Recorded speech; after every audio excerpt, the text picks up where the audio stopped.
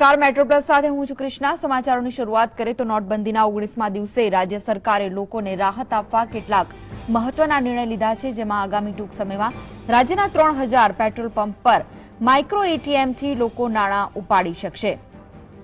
આ ઉપરાંત ગામડાઓમાં દૂધ મંડળીઓ પર પણ માઇક્રો એટીએમ મશીન મૂકવામાં આવશે। તો રાજ્યમાં તમામ લોકો બેંક ખાતા ખોલી શકે તે માટે આગામી સમયમાં ખાસ અભિયાન પણ હાથ ધરવાની રાજ્ય સરકારે જાહેરાત કરી છે। પીએમ મોદીએ કેશલેસ સોસાયટીની કરેલી હાકલની દિશામાં આ સાથે જ રાજ્ય સરકારે કદમ ઉઠાવવાના શરૂ કર્યા છે। રાજ્યમાં વધુમાં વધુ બેંક ખાતા ખુલે અને લોકો કેશલેસ તરફ વળે તે માટે ખાસ ડિજિટલ ટીમ બનાવવાની કામગીરી પણ હાથ ધરાઈ છે।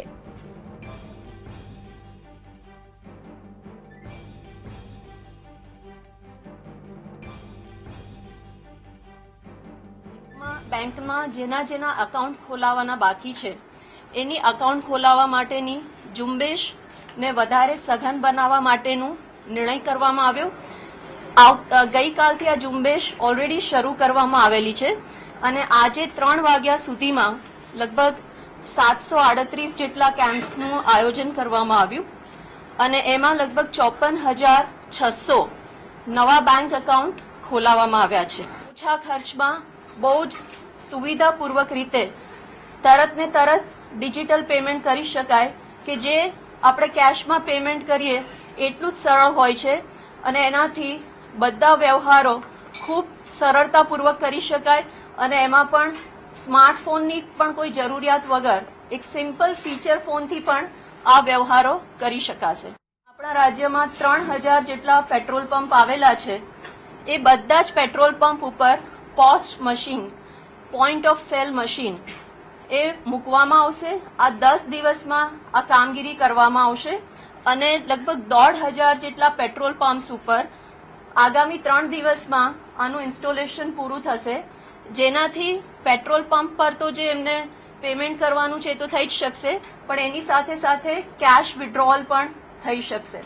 બેંકોની સાથે એમના સહયોગથી અલગ અલગ સંસ્થાઓમાં 17,000 જેટલા પોશ મશીન એટલે કાર્ડ સ્વાઇપ કરવાના મશીન જેમાં રૂપે કાર્ડ પણ સ્વાઇપ થઈ શકે છે એનું ઇન્સ્ટોલેશન કરવાનું આયોજન કરેલું છે અને એની સાથે જે એલપીજી સિલિન્ડર સપ્લાય કરવામાં આવે છે એ પણ સપ્લાય બોય પણ એ સ્વાઇપ મશીનને સાથે લઈને આવશે। આ દૂધ મંડળી અને પેક્સ એમ કરીને લગભગ 10,000 જેટલા લોકેશન ઉપર માઇક્રો એટીએમ સાથે એમને બિઝનેસ કોરસ્પોન્ડન્સની વ્યવસ્થા વધારે સઘન બનાવી શકાય એના માટેનું પણ આયોજન સરકારનું તંત્ર સાથે સાથે બેંકના લોકો માસ મીડિયા કેમ્પેન એટલે કે એડવર્ટાઇઝમેન્ટ કઈ રીતે કરવું, અલગ અલગ જગ્યાએ શાળા, કોલેજો, ચેમ્બર ઓફ કોમર્સ, ઇન્ડસ્ટ્રીયલ એસોસિએશનો અને અલગ અલગ સેક્ટરમાં એના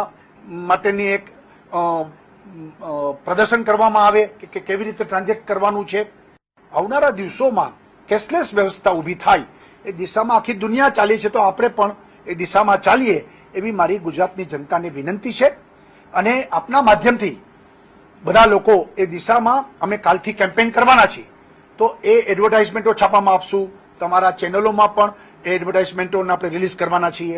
અત્યારના સંજોગોમાં આવડું મોટું આર્થિક ક્રાંતિકારી પગલું સરકારે ભર્યું છે અને નરેન્દ્રભાઈ તો 50 દિવસની પહેલે દિવસથી વાત કરી છે, 50 દિવસ લોકોને તકલીફ પડશે। આપણે પણ કહીએ આખો ટ્રાન્ઝિટ પીરિયડ છે તો થોડાક દિવસ તકલીફો છે, તો એમાંથી રસ્તા કાઢવાના આ બધા પ્રયત્નો છે।